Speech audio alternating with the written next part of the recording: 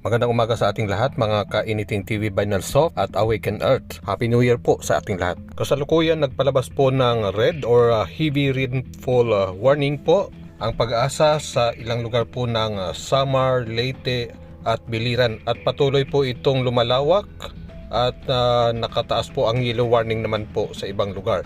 Makikita natin dito sa ating live satellite animation na umaabot na po ang kaulapan na ito sa Siargao Islands, Bohol, Cebu at mamaya-maya po sa Masbate, sa Southern Luzon, sa Bicol region, sa Panay Island at Negros. Posible na rin mapasama mamayang tanghali ang Camiguin at Northern Mindanao.